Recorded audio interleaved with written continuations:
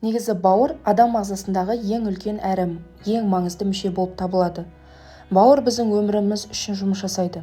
Бауырдың саулығы бет-бейнеміздің айнасы.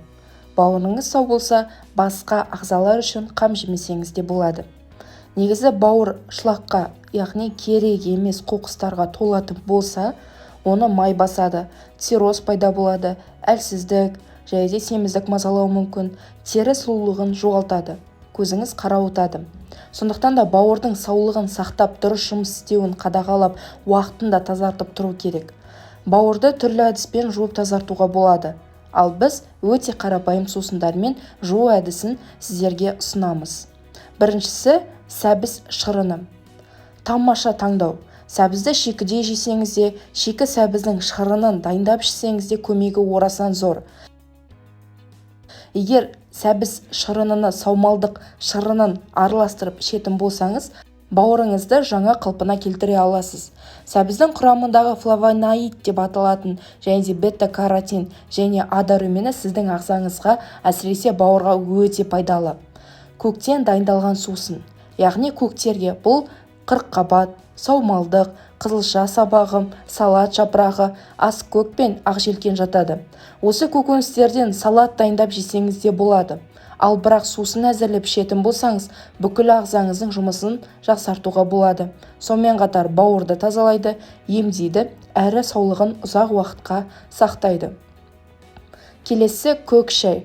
Сіз бүкіл ағзаңызды улы заттардан тазартып, зат алмасу жұмысын жандандырғыңыз келсе, алысқа көз тігудің қажеті жоқ. Өз ас үйіңіздегі көк шай сіздің арманыңызды әп-сәтте орындайтын болады. Көк шай улы заттарды жоятын антиоксиданттарға өте бай. Бұл сусын майды ерітеді, бауырдың жұмысын жеңілдетеді. Ол үшін күніне бірнеше шыны қантсыз көк шай ішуді әдетке айналдырыңыз. Ем кезінде кофе, қара шай, газдалған сусыннан үзілді-кесілді бас тартқаныңыз дұрыс. Және де куркума шайы.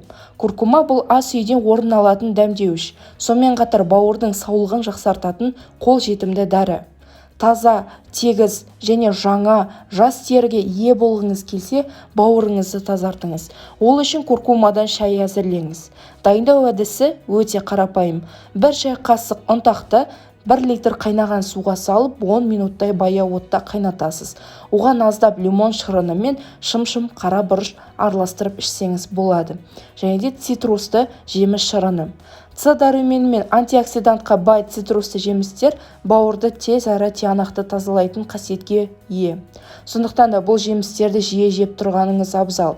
Лимон, апельсин, лайм және грейпфрут сияқты жемістердің ас мәзіріңізден түспеуін қадағалаңыз. Дүкендегі дайын шырынды алмаңыз. Оның орнына өзіңіз үйде арнайы аппараттың көмегімен ұнатқан жемісіңізден шырын дайындап көріңіз. Ең тиімдісі әрі пайдалысы лимон шырыны екенін естен шығармағаныңыз абзал. Және де қызылша шырыны. Қызылша бауырдың айнымас досы десек те артық айтпаймыз. Ол қан айналымын жақсартады, қанды тазалайды. Нәтижесінде бауырдың жұмысы жеңілдеп артық шлактан арылады. Егер қызылша шырынын сәбіз, лимон немесе зімбір деген сияқты қарбыз шырындармен араластырып ішетін болсаңыз, барлық ағзаңызды аурудан сақтап, жалпы саулығыңызды жақсарта аласыз. Және де есіңізде болсын, ұсынылған сусынды күніне 3 рет 200 граммнан ішесіз. Емді 1 ай бойы үзбей жалғастырғаныңыз абзал.